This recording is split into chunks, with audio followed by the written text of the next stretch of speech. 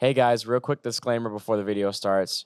At the end of the video, we actually realized that one of the mics was not plugged in. So for the audio for that person is not going to be the greatest, of course. It may be a little quiet, maybe a little noisy, but just bear with us on that. And yeah, just thank you guys and hope you guys enjoy.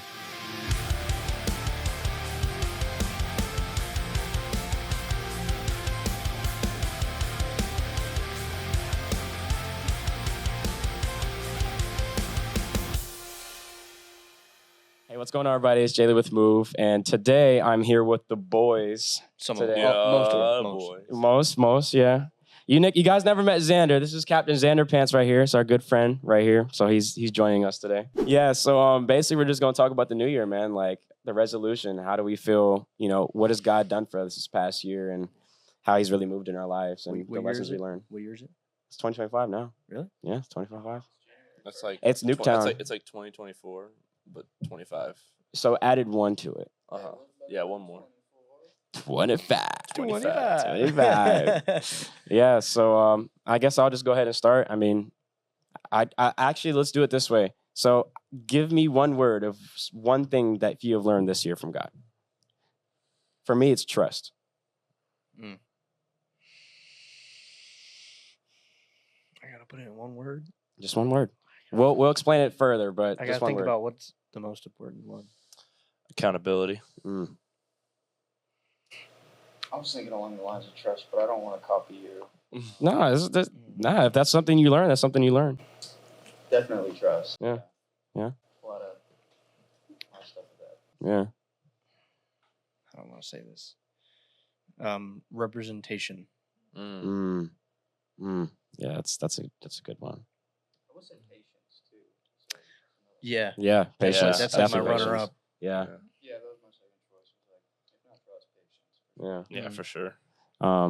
But yeah, I would just kind of start off. I mean, trusting God was probably definitely one of the biggest lessons, and also surrendering. I would say surrendering as well too. Just trusting Him. Being unemployed for 7 months, it's a burden, and you kind of learn to let go and let God and let Him work in your life. Because I mean, I was trying to do things on my own. Like, nah, I want to do this. This is what I want to do. Not God, what do you want to do for me? And it took me 7 months to figure that out. Like seven long months of being unemployed in a financial spot. Man, I had to learn how to trust Him. And the moment I learned to surrender and trust Him, that's the moment when things started to flow. I got a job. I started the podcast. You know, my relationship has grown tremendously with God, and it helps with the walk a lot. When you learn to trust and surrender, you're able to follow His plan and go with Him instead of going against Him and be like, well, God, I want to do my own thing. I want to walk my own walk, but I want to have you there just in case if I fall. I didn't want to do that anymore. And I got to the point where I'm like, God, like, what is it that you're trying to teach me? What is this lesson? Because it sucks, dude. Yeah, you get put in a position to like, you have a couple paths you can take, but it's like, all right, none of them are sinful. None of them necessarily take you away from God, but you still got to have that thought and that desire to go, okay, God, there's all these options in front of me, but what do you want from me? It's like, yeah, I could do any of these, and I know you have a plan for all of them, but which one do you want me to go down? Right. That's a fine line. A lot of people like to. I saw something the other day that kind of sums up what I'm about to say, which is God can't steer a parked car. A lot of people don't. They're like, God, tell me what step to take next, and you're like, dude, it's called the walk of faith. Walk in faith. Just move, and He'll literally just take the wheel. Yeah. It's like the other saying, idle hands are the devil's workshop. You can't just be sitting expecting God to plop down what He wants in your lap. You have to get out. You have to actually put some work in, start moving, and then He'll kind of show you which is working, what's not working, and then you follow from there. But you can't just sit still and expect everything's going to come to you. You have to go towards what you want. Definitely. And like in Exodus, when the Israelites are moving through the desert, God is absolutely with them and giving them everything they need to do it. You know, He's giving them a cloud by day and giving them shade to walk through the desert, and He's giving them fire by night and light in the darkness for them to do whatever they need to do. And it's like, but He's not walking for them. He's giving them everything they need while they're walking through this desert, but they need to keep moving. They can't just sit in one spot and expect to somehow get there. You need to take those steps and actually walk with God. Yeah. You know, not make God drag you by the ear and drag you by the arm. Like, all right, come on, let's go. It's like, but I don't want it. It's like, well, then you're gonna stay in Egypt. I mean, I also you don't want to stop in the middle of the desert. Yeah. You could be helping him out, but if you stop with him, you're gonna get stuck. Yeah, and I look at it as like when you're cooking a meal, God will give you the ingredients, but you have to cook it. You know what I mean? You got to put them all together. You got to put it in the oven. He's not going to do it for you. If not, you're just gonna starve. Yeah, like, yeah. I mean, that's literally what's gonna happen. Yeah. You're gonna be stagnant. He's looking at a pile of ingredients. Yeah, We're like, wow, all this. Like, why aren't you helping me more, bro? He's helped you out. He's already helped you out. What else do you need? It can't be one-sided. It's a dual effort. Yep. Yeah. No, I definitely agree. Like it's real, dude. I watched a podcast with this guy, Bryce Crawford is his name? Bryce Crawford, Bryce Crawford, and he said that love is a two-way street. If you love somebody, but they don't love you back, it's not going to work. And I think about that with God. It's like, I know God loves me the way he provides for me and always bails me out of my stupid decisions and always carries me where I need to be. But am I loving him? And that made me think about when someone said, yes, Christ lives in me, but do I live in Christ? Yeah. Take a little moment. Let's let that soak in. Yeah, let that simmer a little bit. It's like, yeah, you have the power of Christ in you, and you have the power. You have the power to do all these things and climb, tell mountains to move and cross seas. But are you going to use that power? I mean, Brooks talked about it on Sunday. It's like we have the Spirit in us. It's like, oh, I don't feel close to God. I don't feel like God loves me. It's like you have this power, but you need to choose to use it. God has filled your toolbox with literally every socket wrench, every C wrench, I don't know. That's all the tools I know. That's all I know. But he's given you literally everything you need. He's giving you everything you need. You just need to use it. And you're like, well, God, I don't know how to use these tools. He's like, I know. Let me teach you. And it's like, but you need to come do it with me. It's like, you need to make that daily appearance. You can't, like, y'all are mechanics. You can't just show up. You can't just, oh, I'm a mechanic and I'm employed, you know. That's it. But I don't show up to work. But I can't expect to know how to work on cars if I don't show up to work every single day. Yeah. You have to be there. You have to make that choice to step out and go. Yeah, and a lot of people make the misconception. And this is such a common misconception that it's going to be easy. No, it's like, no, bro. It's not a walk in the park. Remember that time you prayed for strength? Guess what tools I put in your box? They ain't power tools, bro. You going by hand. Yeah. But it's like, God, why is it so difficult? Why is it so difficult? I'm literally making you stronger, bro. You know, and but like even in that, like, yeah, it's going to be hard. Even we reflect Jesus's life. Jesus's life was very hard, but he also tells us that, you know, if you're tired and burnt out, come to me and you'll find rest. You'll find freedom. My yoke is light and my burden is easy. You're gonna like, and so what he's saying is like, if you follow me, it'll be easy. But at the same time, we know that Jesus's life was not easy. Yeah. But what's trying to be said there is that even though life is hard and even though these things that you're going to be going through is extremely hard, you will find rest in me. You will be in my presence, and none of that will matter. None of that pain, none of that striving, none of that hardness of carrying your cross every day. It's not going to matter because you're going to be so in peace and overwhelmed with my presence that nothing else is going to matter. You're not going to care. I want to add on to that because there's a guy I work with, Alphonse, who is a pastor. He's Haitian, so he's different church. They speak a different language and stuff. But when I'm at work, I like pick his brain every now and then whenever I get a free chance. And he was saying, what were we all called to do through God? There's one thing that we all share in common that we are called to do. And I couldn't tell him. He's like, we're called to suffer. We're called to everything that Jesus had to go through. We are called to go through, but if we walk with him, we won't realize. Like when Jesus was on the water, and I think it was Peter, he called Peter onto the water. If you focus on the storm, you're going to fall into the water. Yep. So he's like, you are called to suffer, but if you keep your eyes on him, it's like, bro. And I love like that story because put yourself in Peter's position, bro. It's so real. You think every ounce of his body wanted to worry about the storm? Like, absolutely. Like, if I was him, I'd be like, Jesus, I know you tell me to focus on you, but there's so much else going on around me. Every instinct in my body and every fiber of my being and every thought in my mind is telling me to focus on everything else. But I have to suffer and deny myself in order to focus on you, because while there is a God that loves us, there's also an enemy that wants to distract us. And But he's good at it too. He let him fall in the water, but he didn't let him drown. Yeah. Ooh, that's good, bro. That's fire. Bro, we cooking now. Yeah, now we in here boiling.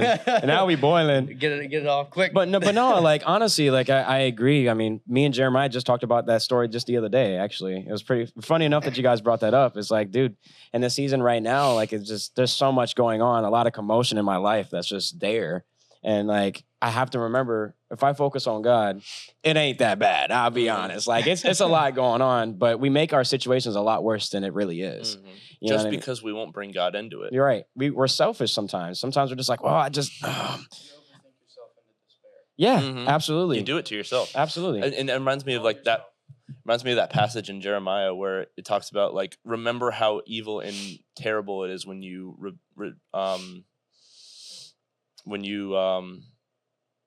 forsake the Lord your God, when you go through life without me. Remember how terrible you felt. Remember how awful things went. Remember how you couldn't do anything. Remember how mentally you were just exhausted. Remember how physically you had no motivation, so much mental fog, you couldn't think. Remember how just terrible it is. It's not that I'm punishing you. It's just this is the natural order of things happening. Remember how bad it is when you forsake me, when you don't make me the center of your life. Remember how bad it is.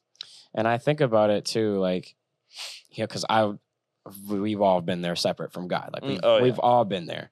And I think about it, like, man, the things that I went through that I tried to grow from wasn't really growing. I was only growing as far as I know. I didn't have, God to lead me to grow more into him and learn more about like, all right, there's more to this than just sit here and be like, if I just don't think about it, it won't hurt. If I just put it away, it won't hurt. But you're not dealing with it. Not dealing with it. It's like I used the reference about the laundry. You're just taking laundry and dirtying it. You're not cleaning it at all. Yeah. You're just pushing stuff under the bed and hoping to forget about it. Yeah. But over time, like you can only push so much stuff under the bed before it starts to spill out. Yeah, dude. And like I think about being separate from God, and it's just like that, dude. Like it sucks. You have so much weight on you. I think about when we did the farmer carry holds yesterday and you had me do your weight. That's literally how it feels. Like it's so heavy and overbearing, and it's like I can't do this on my own. And like it's not easy, man, but I would tell you following God makes things a lot more. Oh, it's like it's a lot more doable. Yeah, you can. It's because it's not our strength. Yeah, I can't do the work that God calls me to without His strength. Right. I tried doing it by my own strength and I failed miserably. But it's only when I go to Him and be like, I need your help for this. Right. I know you want me to do this, but I can't do it by myself. Yeah. Then I'm able to move mountains, and then I'm able to go through the valley, and it's not hell. Yeah. It's peace, because you have the Prince of Peace. You're not even the gates of hell will prevail. Like it doesn't matter. Nothing can stand in your way, dude, when you have Christ. And that's probably the biggest realization that I had just closing out of 2024. Now we're 2025 and we're recording on the first day. Wait, yay! We made it another year. We're in Nuketown year now, boys. Yeah, bro. Bro. You think we're going to war? Nah, we got Trump in office. We ain't doing all that. No, we're good. We're fine. We're fine. But yeah, we're gonna be the most holy squad out there. Bro, for real. The Holy Spirit's guiding me. Yeah, bro. I got my sword. Bullets, we're sending Bibles. Yeah, bro. Oh, bro. Yeah. That's the sword right there. Yeah, that's the most dangerous sword. But yeah, like I guess now that we talked about Xander, did you want to talk about, your path this year? I mean, it was just really big on not exactly my trust in that I knew God was leading me where I wanted to go, because I trust He's going to lead me in the right path. It's more of my trust in people over here. It's learning, people are going to disappoint you. People can mess up, but just trust that at some point they'll turn around. There's other people out there who are going to be helping you. They'll be there for you. You can't just focus all on this one little area, and that's. I guess it's just big on trusting people. It's learning that people make mistakes. Just that's part of life. Don't hold it against them. Don't make that their whole persona in your mind. You're like, that's just a little mistake. Trust that they're going to be better. Trust that God's going to help you find the right people. If not, but yes. And we are called to forgive as well too. Yeah, you know. It's really a big part. I guess that would be my third word. Yeah, forgiveness. Yeah. That's me too. Well, and bro, everyone's perfect. I can't just assume everyone's gonna act the right way and be the right way. It's listen. I know you're gonna mess up. I forgive you for it. I'm not gonna hold you against it. Hold it against you anymore. Well, and bro, like forgiveness. I've learned so much that like, especially with forgiveness, that forgiveness is more for you than it is for the other person. Oh yeah. It's like, because you harbor this resentment and this bitterness towards this person for something they did, and they have no clue. They've completely forgotten and let go of it. You're the only one that's suffering. You're the only one that's being brought down by it. So yeah, you forgive this person because they did, one, we're called to forgive them, but two, because harboring all that resentment and unforgiveness prevents us from loving them the way God intended. Absolutely. It prevents you from growing as a person. Because then all you have in your mind is hate. You have this stigma towards them. Yeah, you can't view anything else that they do as good or holy or appreciate any of their other acts. All you're doing is focusing on the bad. That will tear you down. And That'll bro, bring you down. You can't focus on it. I use this analogy all the time. It's like every situation, there's a wolf in the light and there's a wolf in the dark. Every situation, which one survives? It's the one you feed. So if you're constantly thinking about the negative aspects of someone, that's all you're going to perceive them as. Yeah. If you're constantly choosing to feed that, then you're going to hate that person and you're going to have all that resentment and that unforgiveness in your heart. But the moment you start to let that die and start to choose to focus on the good things, that's when you start to heal. That's when you start to forgive. That's when all that bitterness and resentment fades. Yeah. I mean, I've had a lot of forgiveness moments actually this year, you know, as far as falling out with people or people that just I've been angry with for a very long time. I had to put my pride aside, man. Like as much as we joke about the Pharisees, how much are we like them? Oh my gosh, dude. How much are we like them? You know, you also have to see like what was your aspect in that? Right. How did you contribute to a falling out or right? Because I'm not perfect either. Yeah, I couldn't. It can't just be you're mad at a person because something they did. It's also how did I not take these steps to avoid this situation? I'm not responsible for someone else's decisions, but how did I react to it? Yeah, no, I agree, man. Like I've had a lot of moments. Like another word is humbleness, dude. Like I've gotten humbled a lot this year. Yeah, like a lot, dude. I use work for example. You know, not a lot of people are walking with God like I am, and so I was head above heels. You know, like oh man, these worldly people like I was basically starting to judge these people. You get an ego one. Yeah, I get an ego. Yeah, you get a higher state of mind. You're like, oh, I'm better than them because I know God and all these things. No, you're not. You're also worse than them because you're not going to try to help them out. Absolutely. You fail to see the log in your own eye. Yeah. You're judging when you're not the judge. There's only one judge over everybody, and that's not you. Yeah. That actually happened with me at home 2 nights ago because y'all haven't seen it yet, but I have you saw it, the hoodie that says trust God, bro. It's like the penguin. It's really cool. I love that one. Well, it was sitting on the couch. I was sitting down and I said something that probably doesn't agree with that hoodie a whole lot. And my family, some of my family members were like, you're gonna be like, oh, you're gonna say all this stuff and then you're gonna wear this and claim to be a follower of God. And I'm like, well, yeah, but that was a mistake that I made. As long as I humble myself and repent for that, then I'll be forgiven, but truly repent. Like I know I did wrong and I know I should not do that again. They're like, oh, but aren't you supposed to be perfect? And I was like, I was like, all right. I was like, you just won this for me. I was like, if I was perfect, I wouldn't need God. Yeah, the whole reason I follow God and trust God is because I'm not perfect. We're not perfect, and we want to get better. Yeah, we need help for it. Mm-hmm. You can't do everything on your own. So realizing I'm not perfect, I mess up. Please come to me, live through me, help me so I don't make as many mistakes. I know I'm gonna make them, but help me realize and accept that I'm doing wrong things. And I want to repent for it. I want to do better, not do the same mistakes. And acknowledging that Christ is the only one that can fix that. Yeah. Only one. There's no therapist. There's no pill you can take. There's no person you can talk to. It is only Christ that can help us wash our dirty laundry. There's nobody else that can help you, and it's a book that you can open up and you can look through. It'll help you. Has all the answers. Very descriptive. Hey, what's that book called? It's a little something called the Bible. Oh, that's got a nice ring to it. Yeah, I might have to pick that one up. That's the best therapist of them all. Yeah. The what's the word where you like take like letters and it's like an acronym. The acronym for Bible is Basic Instructions Before Leaving Earth. Oh.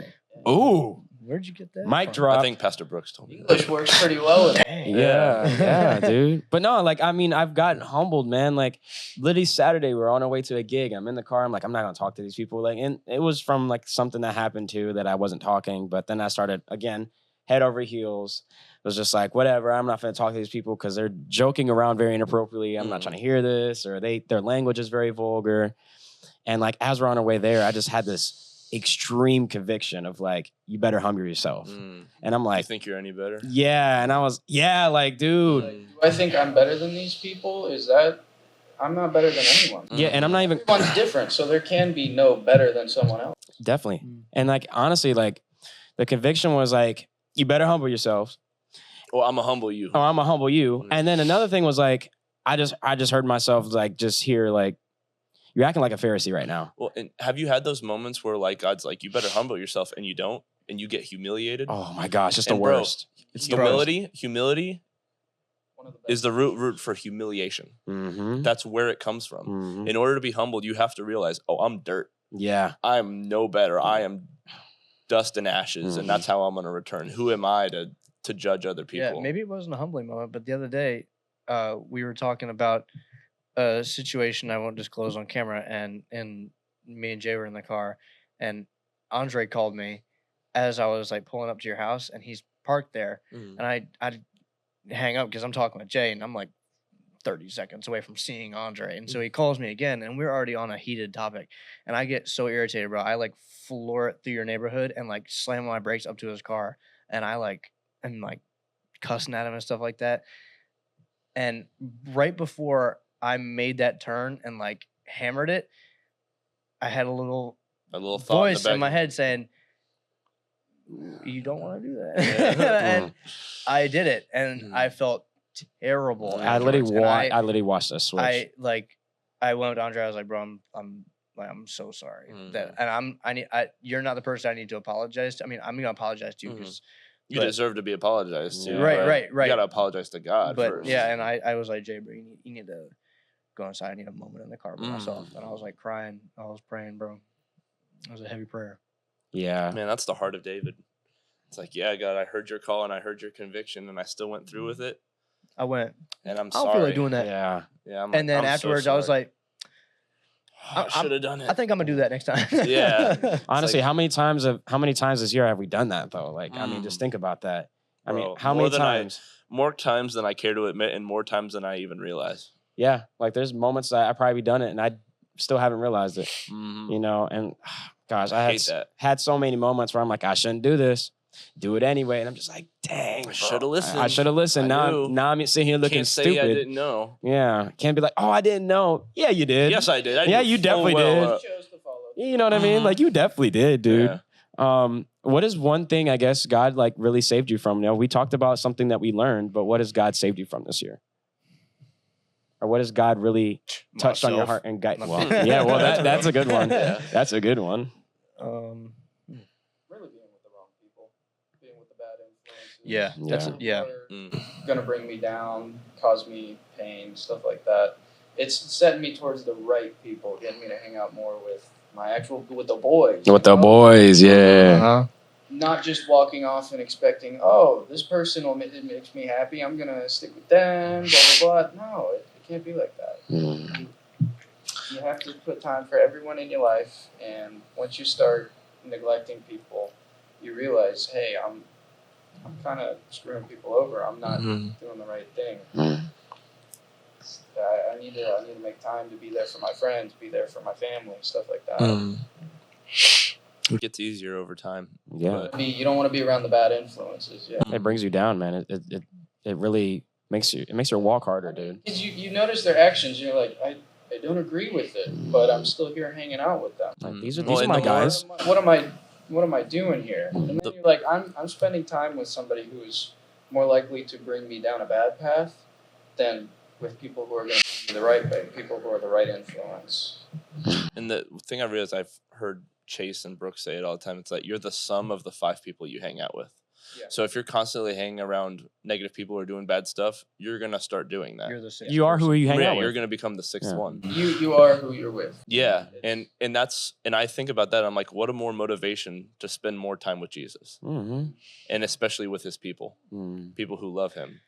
I got who are the 5 people I hang out with? The Prince of Peace, God Almighty, Jesus, Lord, my Savior. Like, I wish, bro. I'll be Paul. It's been 14 years just hanging out with the Lord. Yeah. In a cave. Yeah. In a dungeon. Yeah, it's crazy because I actually like a few months. Well, I mean, I guess it's more than a few months ago now, but I prayed that very scary prayer of Lord, if they're not from me, remove them from my life. That's always a scary one, bro. It sucks, bro. But I had to realize, you know why it's scary? Is because you know it's gonna happen. You know exactly the people He's gonna remove from your life. Oh yeah, every time. Well, and it's kind of like He's showing you the answer. It's like, bro, you're scared. You already know what I'm gonna do. Why didn't you do this earlier? Well, and I feel like that's the reason we get scared, is because the answer we know we're gonna get isn't the answer we want. And in those moments, I realized that this thing, like this person, has become my little G in God. It's become my idol. Yep. It's taken a place in my heart and in my mind that deserves God to be. It's sitting on the throne that God's supposed to be sitting on. Well, that's really where the word trust came in. I know I'm going to be hurt losing these people, but I'm trusting your plan and your guidance to steer me towards the right way, where I'm going to feel happier. I will be happier, just not in this moment. Well, and think about like how many blessings and how many relationships that you missed out on just because you're scared to get hurt. Imagine if Jesus did the same thing. All the people that wouldn't have been healed, the disciples that wouldn't have been able to write down His gospels, and all the things that wouldn't have been able to happen. He knew He was going to get hurt. He knew that He was going to get nailed to a cross. He went for it anyway. Because He loves people. You know, and He's saying that the pain of being persecuted, of being whipped, being nailed to a cross, being spit on, is worth being able to touch lives and save people and have relationships with them. Yeah, it's true. I agree, dude. Like, man, yeah, a very humbling moment. And I was thinking about something, and I slipped my mind. It lost in the darkness. It'll come back at some point. It'll probably come back, like, you know, when you're about to go to sleep tonight or something. Humbleness of, even though I know I'm going to get hurt, I'm still going to go and try to touch people's lives. Well, you end up hurting people more when you get callous to that. Mm-hmm. You know, avoid people. And speaking of just being callous to that, one thing that God saved me from was a calloused heart. Oh yeah, When I was first saved, you get that new believer baby spirit of, I'm so on fire for God. God, tell me jump, and I'll say how high. I'm ready for anything, bro. You know, and then as time goes on, life gets hard, and you go through trials, and you get tired. And there's times where you can fall away from God. Like, you don't stay as disciplined in your reading. You don't stay as disciplined in your prayer. And I guess something that God reminded me of is, you may have all this intellectual, scriptural, and theological knowledge. You may have a completely good understanding of what you need to do, how you need to do it. You have a completely well understanding of all these things, and it's all doctrinally and theologically sound. But there is no heart connection there. It's like you can hide behind all of this intellectual knowledge and all of this technicality and seeing it sifting through all the gray area in theology and finding out how to act in certain ways. You know you don't act the way yourself, and you say you're humble, but there is no desire to follow there. You hide behind it. You are so callous to me and callous to my presence, but you hide behind the intellectual knowledge. Bro, God rips those calluses off, man. It hurts, but what an opportunity to, since those calluses are gone on your hand, what an opportunity to put some healing cream on. Oh my gosh, it's amazing. It's amazing. And like as soon as those calluses get ripped off of your heart and those walls get taken down and you're tender and sore and you're hurting, you're like, that really hurt ripping those off. But I'm like, but let me heal with the ultimate physician and the healer, and let me now that these walls have broken down and this thing that I've built of pride and ego and intellectual pride has fallen, let me rebuild. Since it's gone, I have to rebuild anyway. Let me rebuild something good. You know, I go back to trust, trusting God and really asking for prayer, like asking things in prayer to overcome things is definitely trusting him on that's hard too, because like I know if I'm going to pray about it, I know the test is going to come. So like if I pray about like, God, all right, help me overcome rage. He's going to give me a moment. You're going to get angry. I'm going to get an angry moment. Or you can either get really angry or really humble. Yeah. And it's up to you to decide, I asked for this challenge, how am I going to react? Right. And because we'll pray about it in a moment, we'll be like, all right, I'm going to get through this. And then when the moment comes, we're just like, I don't know what to do. Yeah, I don't want to do this God, anymore. I want to get to the promised land, but I don't want to walk through the desert. Yeah, and I think about even, because lust is a big thing in my life, I mean, it's a guy thing. It's a guy thing, like we all struggle with it. We it. all struggle from I've it. never met a guy about Jesus with dudes without bringing up that topic, man. Yeah, I've never met a guy who doesn't struggle with it. Right. I mean, to be really honest, when I ask God, I'm like, all right, God, help me get through lust. Boy, oh boy, do I know that test is coming. You're getting trials, bro. But in like, don't open up Instagram.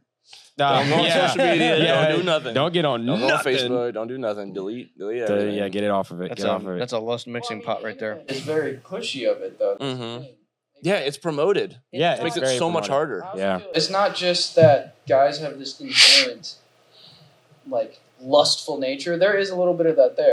But when it's fed constantly. It's constantly pushed towards you. It's constantly in your face. I mean, what else do you know? Yeah. How else do you know how to You're feeding that wolf. You're literally feeding that wolf. And that the wolf more is energy and time you put towards something, the more you're going to think about it and the bigger and more prominent it's going to be in your life. And I think about what Florida did. I think that Florida just did the best thing ever. Bro. And they banned porn. Like they banned Pornhub. Like that was That's actually funny that you talk about that because at work, I'm sorry, I kind of cut you off actually. No. It's cool. It's cool. Go ahead. You better keep talking. You better keep talking. Let the spirit move. At work, yesterday they were talking about that, and it was older people, guys I work with, like higher ups, and they're like, "Man, you saw the porn got banned in Florida, and you can't, what is it? You can't have what is it? Social media until you're 14 or something like that." They put a cap on social media until you're 14, and they're like, "What the hell is this world coming to? Or what the heck is this world coming to?" And I was like, "This is a W, bro. That's a win. Best news I've heard all year. What are you talking about? Better the people. Yeah. You don't want to put them into worse situations where everyone is viewed as a piece of meat. You want to view the person for their spirit. If you're in a lustful nature, you're not looking at them for their spirit. Well, and bro, remember when we were in Bible study and we were reading about like the people of where did the dude go? He passed Jerusalem and went somewhere else. Gabal. I think it was that place. That one place. That one place. Yeah. That story was wild. Gibeah. And they were talking about like it was like just as worse as like Sodom and Gomorrah, right? And I brought up the question. I'm like, do you think we're better off or worse now? And Dave said, I think we're worse, but I think it's more tolerated and accepted. Yeah. Oh yeah, definitely. It's more consensual. I mean, back then they would just have like houses that you visit in those cities. Nowadays, I mean, you pull up. You go on. You have the entire internet on your phone. Pushed in your face. Yeah. Bro, I heard a thing. Yeah.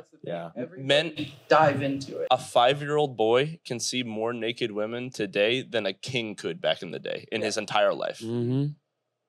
Like let that than his entire life. Yeah. That's awful. Yeah, it's how promoted it is insane. But I'll be honest, Florida, we took a dub on that That's one. a W. That's a We've had a W. lot of good W's to I'm this year. gonna go to what is it? The governor of Florida? Is that DeSantis? Yeah, I want to go to him and be like, props to you, I dog. love you you, bro. did good Thank idea. you Give me a hug. Give me a I hug. like the way you think. Yeah. Think like that more often. You ever heard of the Move podcast? Yeah, bro. Yeah, You right. want to be on? Get DeSantis on here. Yeah, we don't have to talk about this one now. Mhm. But no, like just thinking about that, and it's, it helps so much when you think about it. It's like, okay, like this is a step in the right direction. Not saying that people won't find a way to get around it. If people want it, they'll get it. They'll get it. You know what I mean? But now it's like one of those things is like you literally have to go out your way and put the work in to get to that. So you really got to look for it. Keeping more the neutral person from slipping into that crack.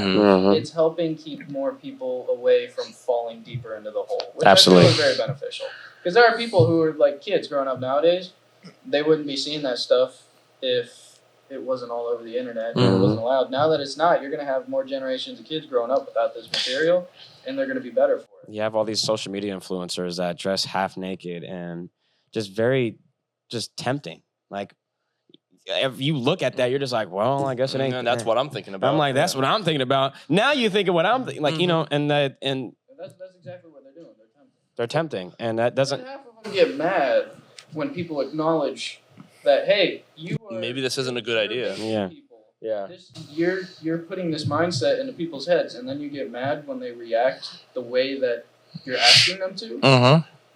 Don't do that. How about you just stop putting scandalous pictures on the internet, and you won't get these reactions. Simple. No, it's the natural order. Simple as that. It's that easy. Yeah. I think one thing God's really saved me from this year was greed. I was really big. I had a tight hand, tight pocket when it comes to just giving money out. And I think that time that I had of not having any money taught me so much more than just trust and surrendering. It taught me how to be able to just give and to people who need it. Like I'd use for at work, my coworker, around Halloween time, she was like, I don't have any money for, to get the kids to trick or treat any candy. And she's just going on about it. I'm like, man, I really want to help. And by this time I had $20 in my wallet. And I asked her, I was like, well, how much does it cost? She's like, 20. I was like, oh, it's perfect. Yeah, I was like, what are the odds? I was just given to me because I asked God, give me an opportunity to get out of this greed. Give me an opportunity to be able to give and not have this hardened That's not heart. a huge thing either. It's not. $20. It's $20. And so as she's talking, I'm like slowly reaching in my pocket. She's like, what are you doing? I said, nothing. Nothing. So I grabbed my wallet and I reached out $20. And that was Wednesday night. I was going to use that money when we go to Culver's and stuff and, use that money for my food. But I was like, it's fine. I got money in my bank account. It's cool. So I gave her the $20. I was like, here, take it. She's like, are you sure? I'm like, yes, take it. Like this, get that candy for the kids. Like, get it for them. Have a good night, and just I want to be able to help you. Like the joy that you're giving to those dude. people. Oh my is worth gosh, so much more than whatever material. You know what I mean? And I love how Christmas, like it's just fitting that Christmas here. It's called the season of giving, not getting. And I think about the reflection of Christ. All he did was give. And I talk with Hannah all the time. It's like I can receive gifts and I appreciate it, but I feel so much more fulfilled when I get to give somebody a gift and watch them open it. Yeah. And it's like you really do. Like growing up, you realize like I really don't want anything. I'm like, but I want to get everybody something. Yeah. And it just is so much like seeing the joy on their face light up and you're like, yeah. And honestly, going back to that story, I think like, dude, I gave her $20 and I was like, oh, I don't have $20. I'll use my money in my bank account. And then that's when I forgot his name, but you remember when we went to Bible study and he came and gave us $20 for food. Mr. Kent? Yeah. Yeah. He gave us literally $20 and I'm like, he gave all of us $20. He gave all of us $20. I'm like, I'm like, all right, God, we cooking now, aren't we? You were given a test and you passed. And God was like, here you go. Yeah. And give it back to you more abundantly. About giving money, but the joy that you brought those people, it's rewarded. You know what I mean? And that honestly is what I get chills thinking about it. It's like that honestly right there was like enough to be like, all right, like let's do this more. Yeah. Like I want to do this. I want to be able to give. And of course, sometimes it's still a challenge because sometimes it's just like, I could really use it. You know what I mean? Like these people could use it. And then I gave money to the Liquid. They were, because they're planning to go on that trip. And, went up to him, I'm like, man, I really want to give you guys money, but do you guys not take card? Because I didn't see any like reader or anything. He's like, oh no, I scan this barcode and you give money. I said, all right. So like I gave him $100. I'm like, if I could give you 1,000, 10,000, I would. I would definitely do it. But I ain't got it like that. But I'm gonna give you what I have, and nothing felt better to just give. And it wasn't like out of like, oh, I gotta do it. Like I get to do it. I want to do it. I have the resources to do this. Yeah, and I want to do it because I have a job, and I'm like, I can afford to give you $100 because I'll make it back. It's fine. I don't really care. It's $100. I want you guys to be able to enjoy this trip. I want you to be able to be like, all right, well, I was able to go on because people helped me. Bro, if that $100 leads a child to Christ, it's worth it. Oh, 100%. That's the difference in what success is nowadays. It's a lot of people view success as making it big and getting all that money, having a great job. Like, what's successful? Yeah, being in that position, but not looking at it for the material things, thinking, how can I use what I've gained to help others? What can I do to make other people experience the same joy that I've felt, the same experiences that I've had? How can I help them grow to be in the same position I am? Just looking like, oh, I have a big stack of money now. No, it's what can I do with this to help other people out, make other people be able to get their own stack of money, which then they'll start helping people out. You know, it's not just I want to have a big pile of treasure. No, that's and success you is bringing joy and happiness to the people around. Absolutely. I mean, I look back at I use the podcast for example. I tell you guys all the time, like, dude, I want to live off of this. Like, I want to make money off of it. But the success to me is helping people get to Christ and helping their walk. That to me is success. The money, that's fine, whatever. I just want to be stable. I want to be able to, feed my future family and be able to support the podcast and be able to invest into it, sure. But I also want to invest in people's walk. I want to invest. Because that you can't put a price on. You can't pay for that. You can't pay for that, dude. Yeah. Nothing. You can't put a price on someone's salvation. No, definitely not. No amount of money in the world that you can trade for that. Right. And like, and that's my number one goal is helping people in their walk. That's what I want to do. To me, that's success. To me, that's richness. That's being rich right there. Is being able to help people in their walk and help guide them and help lead them to salvation. People that are lost out there, that is like the main people I want to definitely grab, dude. Well, and like, bro, like when people go to like the other side of the world and they go to these places, it's like, all right, we're going to go worship at the church. It's like they walk into this like dirty room with no lights, no nothing, no air conditioning. And they're like, all right, when are we going to get to the church? They're like, we're at the church. And they're like, and they bring out this guitar and this little amp that's the entire time when they're plugging it in, and they play and it's like really bad quality, but they are worshiping with all their heart. It was never about the church. Yeah. And like missionaries go there and they experience all this and they come back. It's like, guys, they may not have money, but we're the poor ones.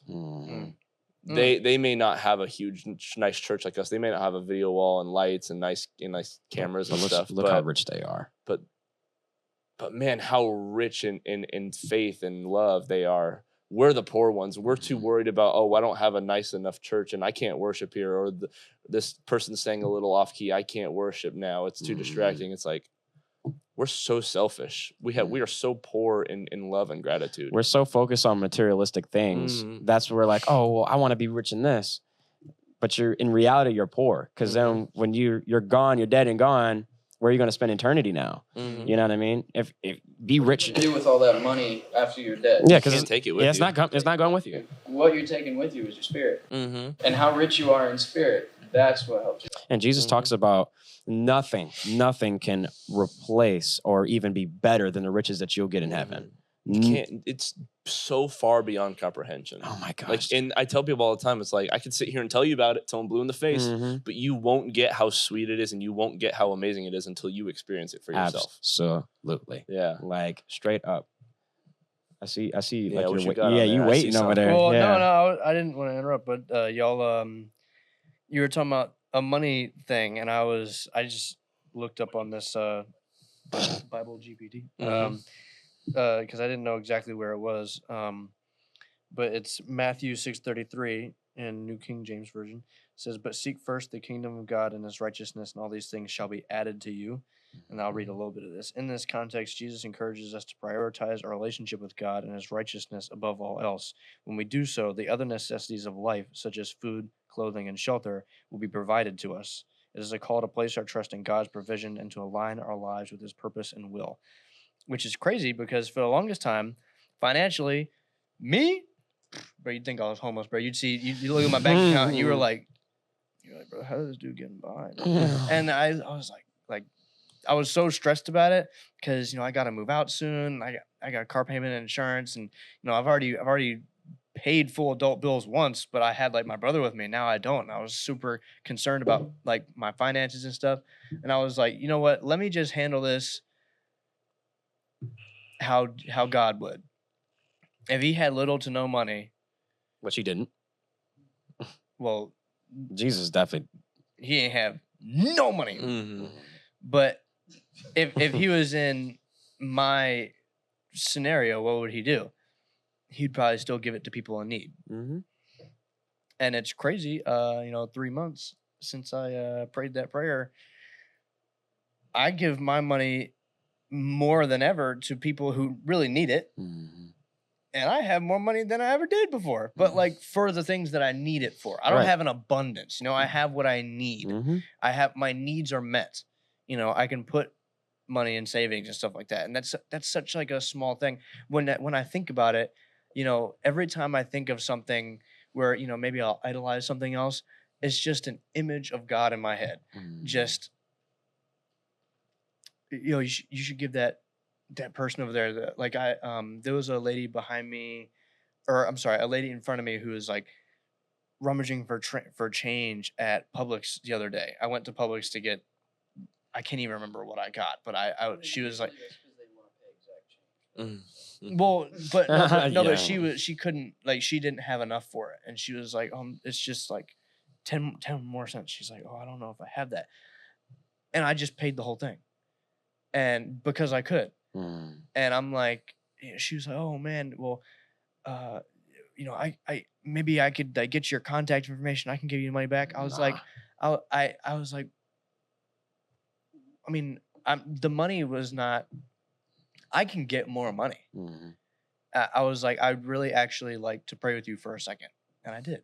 And I mean, it was a short, because, I'm not seasoned in my praying like Jeremiah over here, right, but bro. It was short and sweet and nice. And yeah, I was just glad to help her out in that situation. And I gave all the glory to him. Like, you are the reason I'm able to do this. I'm not going to shy away from that, Those who could be trusted with little could be trusted with much. Mm-hmm. It's like, what do we do with what we have now, what God is giving us, and what will happen, if he blesses us with more? How are we going to handle it? I gave you this little bit amount, and if you're not going to use it responsibly, why am I going to give you a bunch? Right. Mm-hmm. Right. And I would attest to the same thing, dude. Like, not having money and then actually having money to be able to, like, all right, well, God has given me more than enough than I need. You know what I mean? He's given me enough to be able to put gas in my car, feed my face, give money to other people and still save. And I'm more than blessed. You know what I mean? It's like, he's giving me what I need right now. It's not about, oh God, I just want this abundance. I'm not going to sit here and slave myself, work 80 hours a week at work because I want more.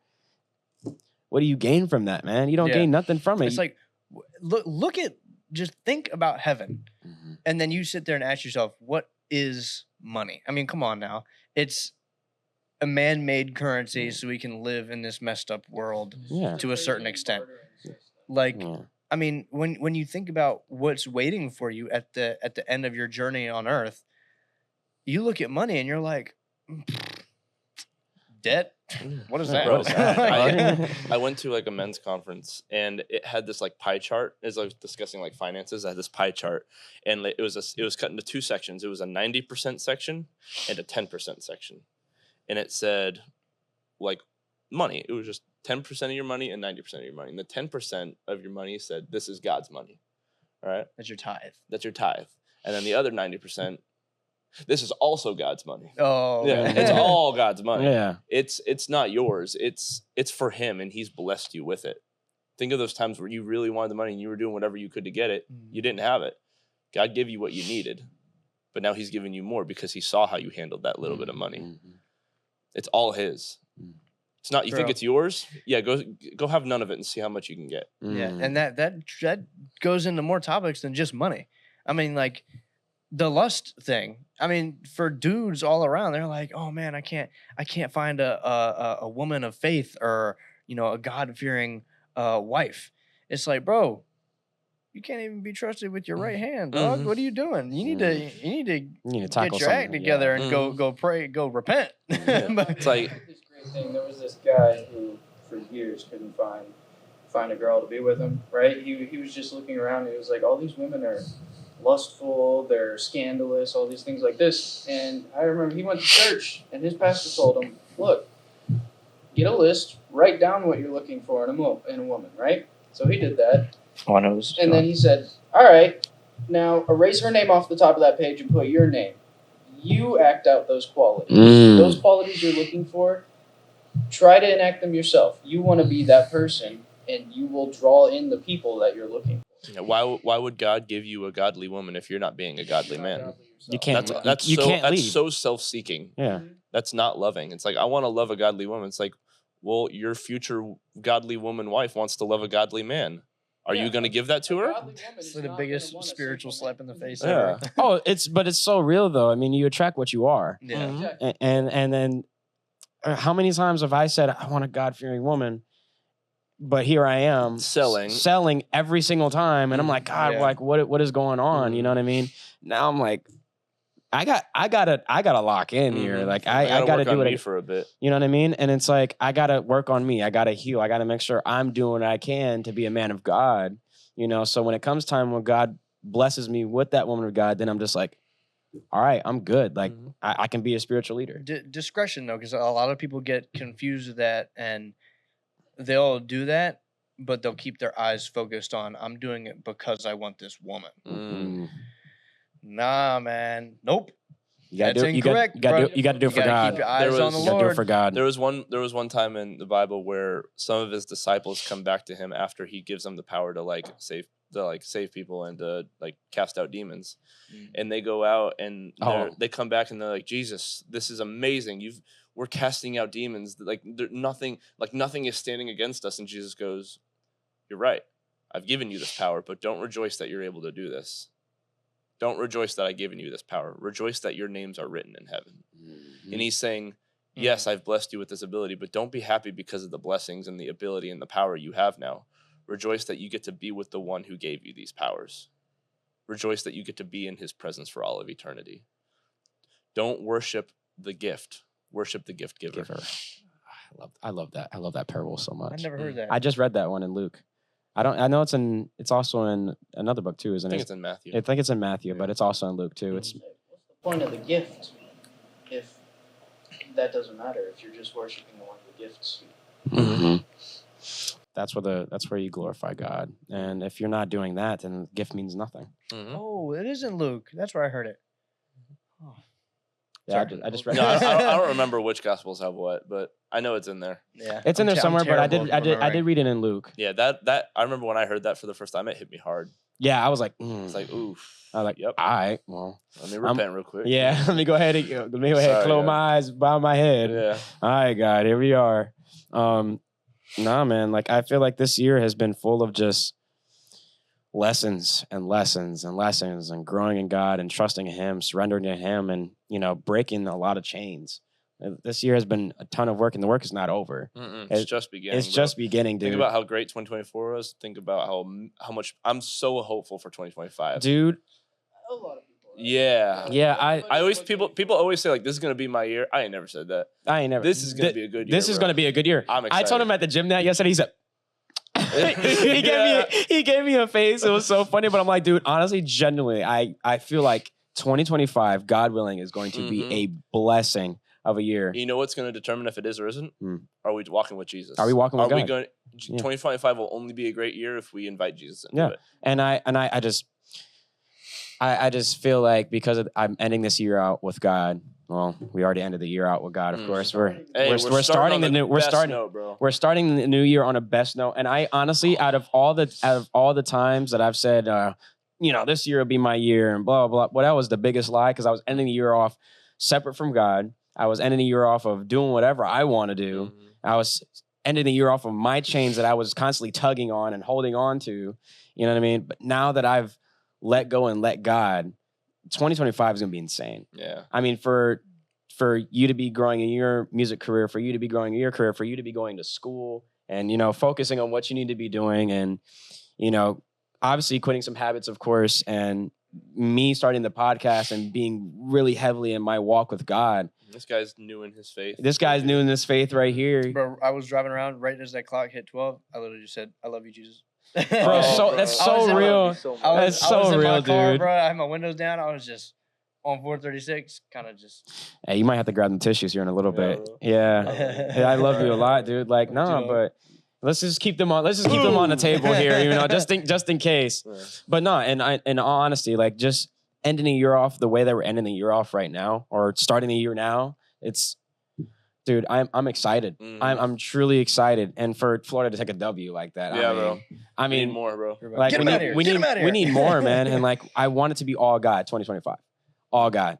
Like you said in your notes, 2025 reasons to keep God in our life. I Yeah. said, To follow God. 2025 reasons to praise the Lord. Yeah. Something like that. Yeah, like honestly, like I look back and see how much like God has saved me personally, and in this past year, and how much He's grown me. Like if I look back from January of 2024 to January of 2025, completely two different people. Completely two different people. God has worked on me so hard. So many humiliation moments, so many humble moments, so many like, God, what is going on moments of like, so many moments of I'm screaming out of anger and rage in my car, just asking God, I don't know what you want me to do. And here we are.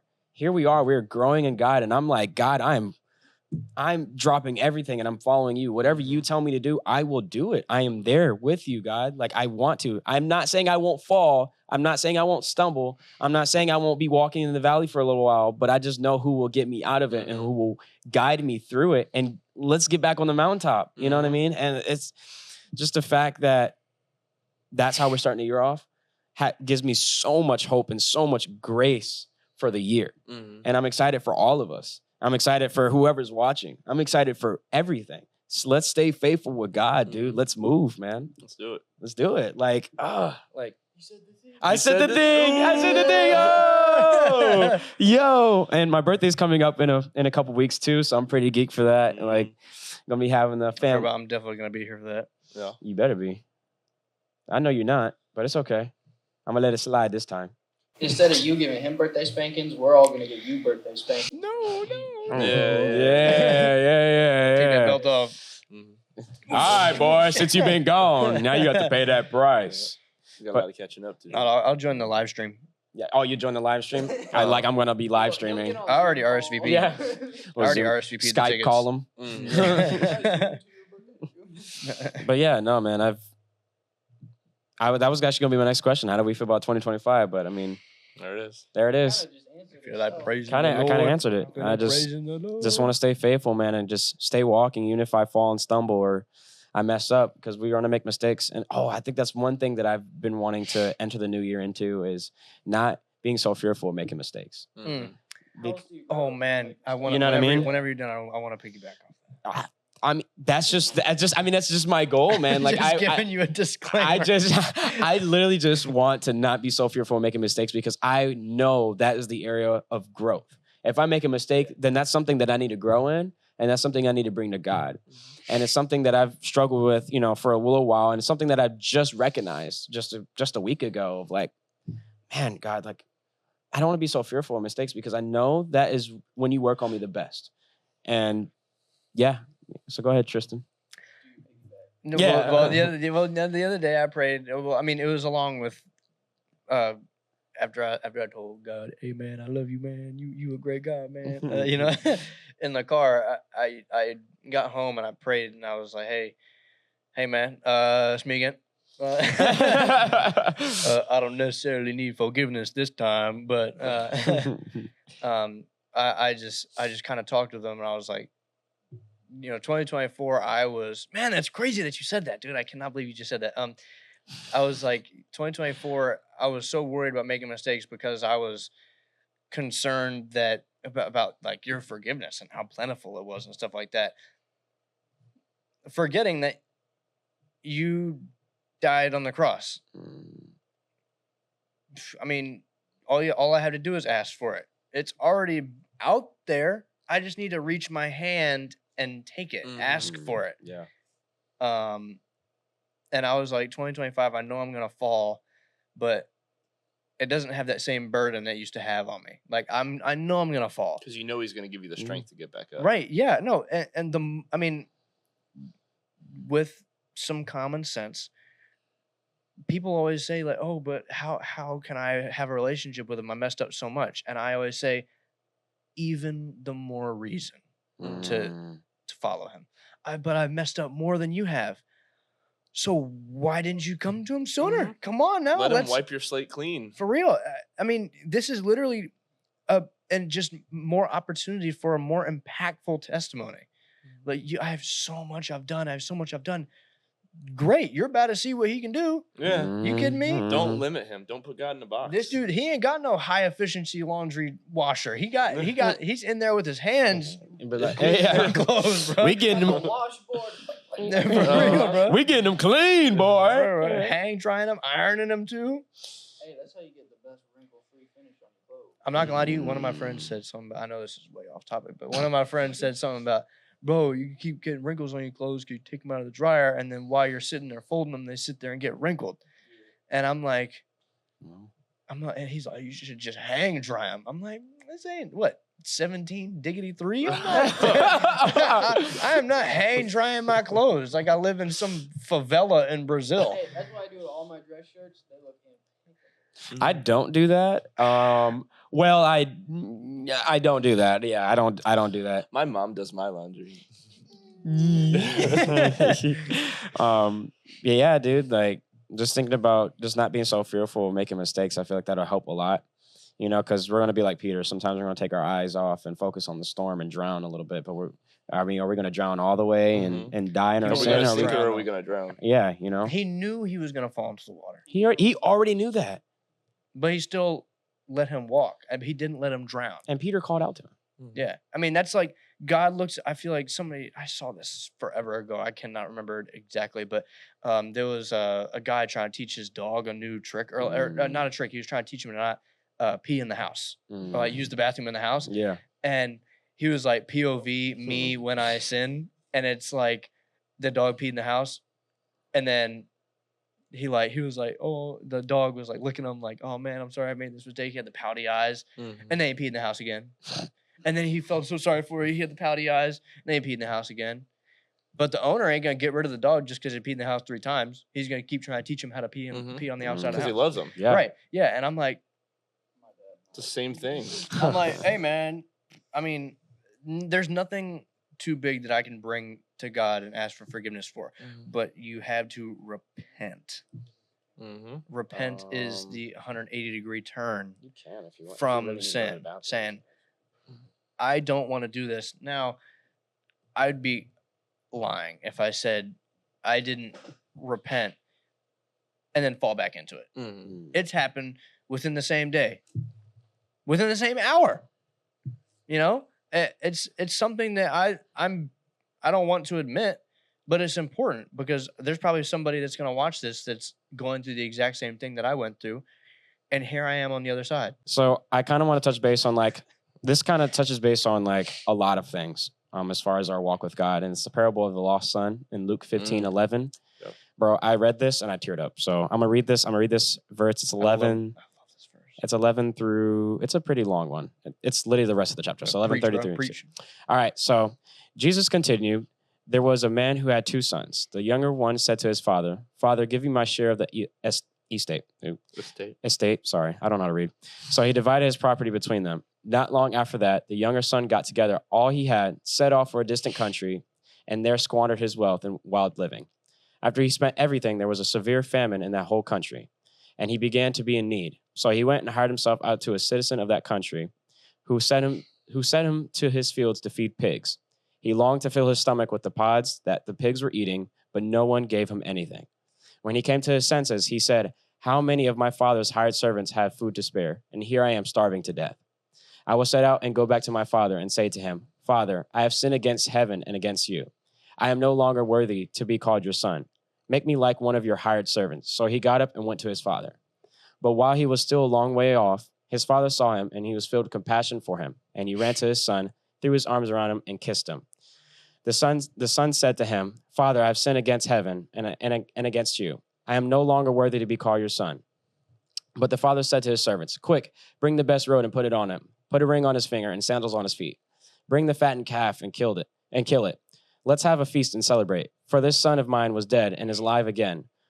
He was lost and he is found. So they began to celebrate.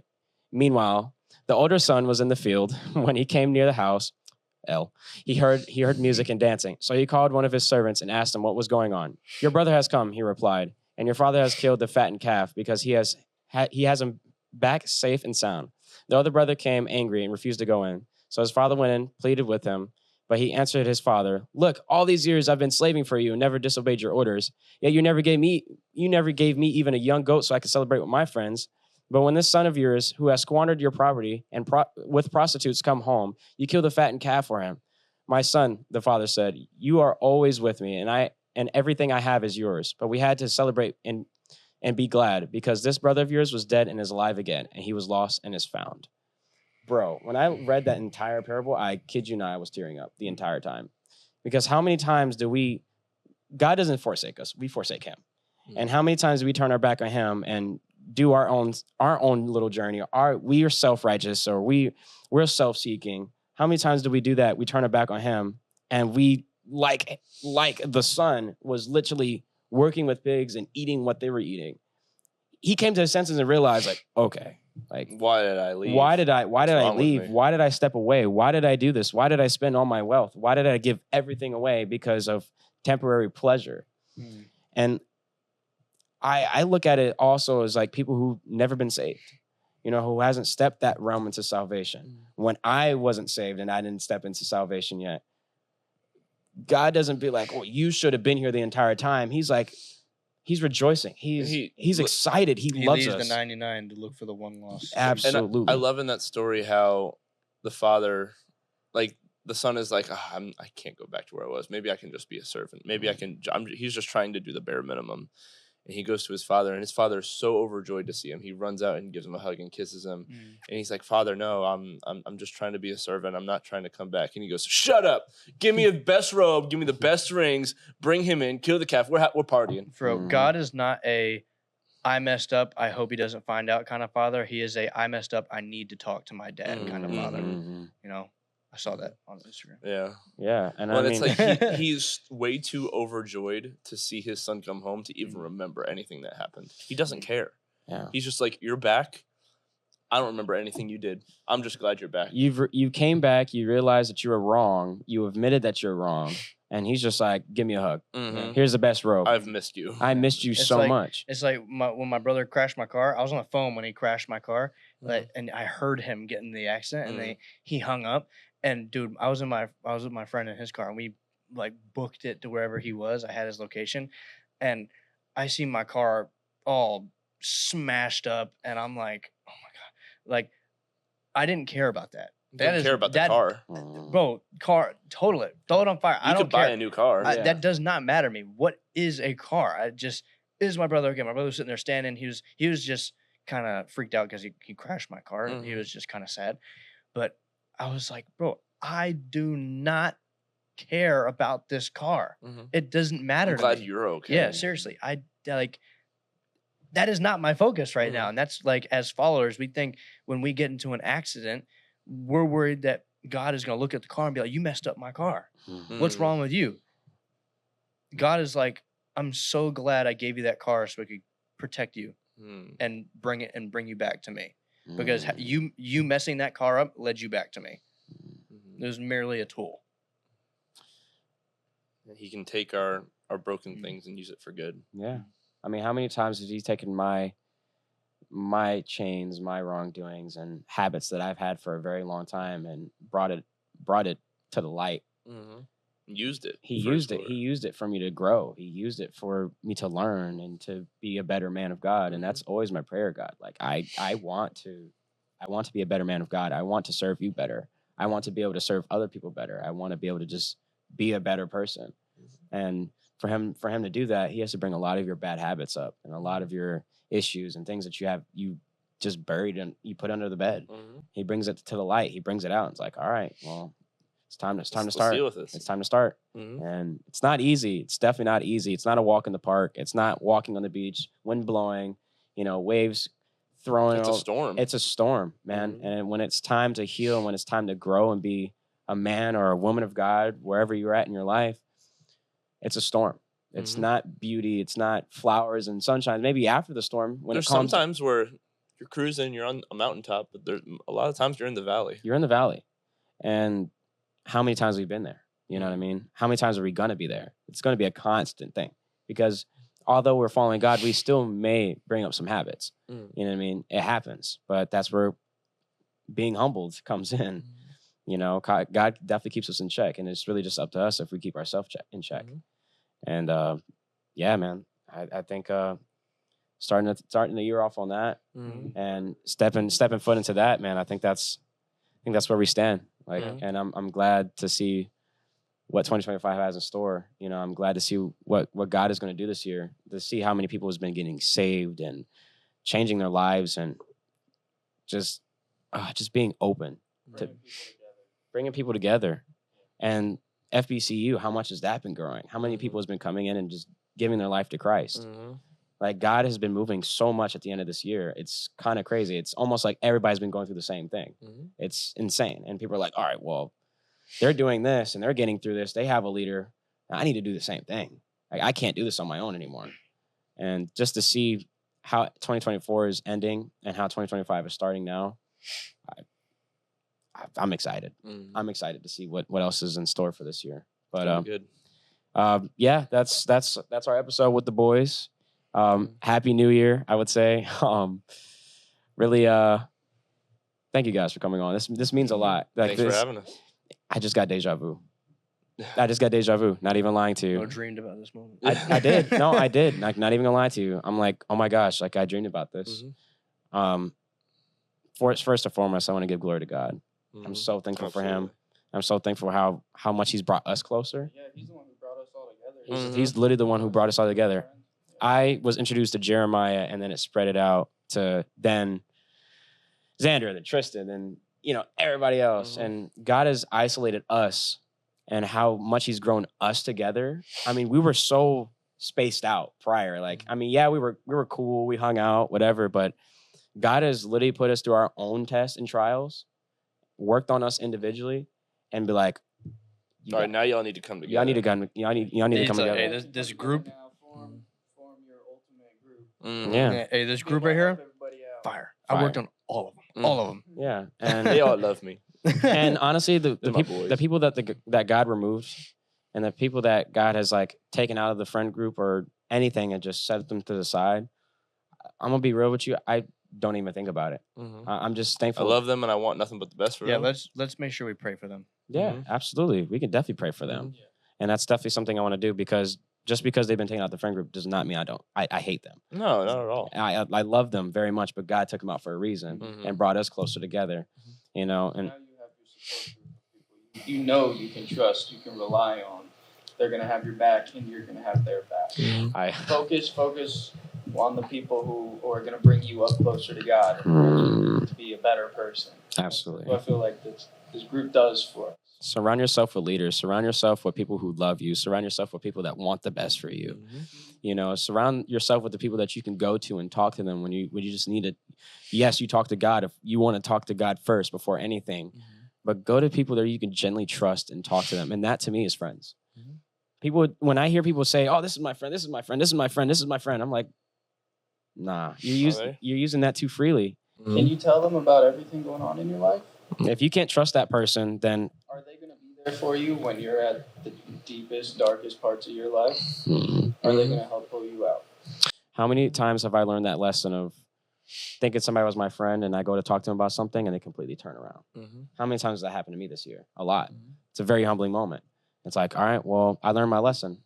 It hurts, but it helps you realize, like, this is not that person that I need to talk to. They are someone that I can help pull out of the hole, but they're not going to pull me out. So I'll do my best to help bring them to that level, but I know there's other people that... Absolutely. Yeah, I don't mean to go on a rant. I do that every time I try to do an outro. Just the spirit's like, not yet. Not yet. But no, truly, I'm thankful for you guys. I'm thankful that he's brought us close together, and I'm thankful that he was able to bring us close together and do this episode. It wasn't just about the year. It was about how God got us through the year and what he's done for us and how much he's been there and how much we've grown. I mean, just thinking about last year, I didn't even like Tristan, you know, or just not like, bro, I hated this dude. Yeah, like, you know, or just last year where me and Jeremiah were okay, we were cool, and how much he's brought us close together this year. And Xander, I mean, we were cool, you know, but we never really actually hung out, really talked about anything deeply. But now that this year, God has really just moved so much and brought us close together. Yeah, it's crazy. Somebody I can just go if shit's going on. You know what I mean? I can talk to you. Yeah. It's nice.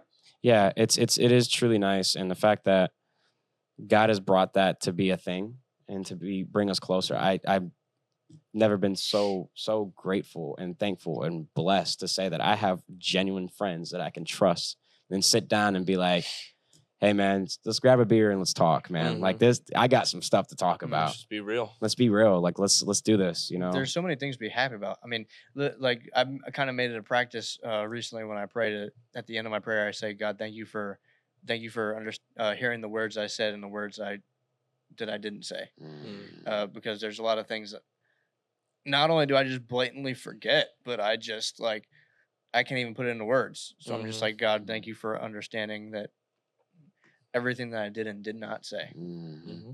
Yeah. I feel like that whenever I say that, it gives me that little confirmation that okay, you're good. Yeah. He knows. Even more than words were heard. You know? Well, I kind of want to do like a cool little outro thing. I don't know what we could say something. We could do something. What do you guys? Who's gonna be the snare? Who's gonna be the the harmony?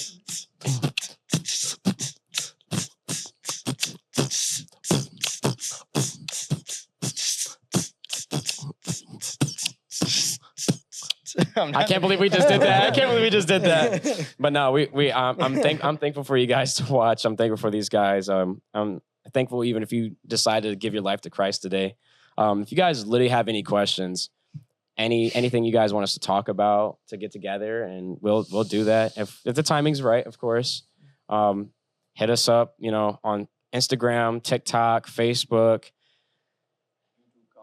YouTube comment section, Anything. email, like literally just do it. Show up at my front door. No, I'm kidding. Show up my front door, greet me with the holy kiss, you know, like No, Second Corinthians. you can always call. yeah. Even personally, if we're great friends, we're close, just give me a call, man. I want to be able to help you out. Yeah, like, and it's just the godly way to do things. So we thank you. Make sure you guys subscribe, like, comment. You guys been doing a good job at that. So Hit that notification bell. Hit that notification bell. Hit that follow button. Hit that follow button. Let's go. Make sure to like that comment button. Yeah. Like the subscribe button and follow the comment section. Save the comment. Save the like. Comment on the Share the follow. notification bell. Yeah, share the notification bell. Typical YouTube buzzword. Yeah, but yeah, thank you guys so much, and yeah, peace out.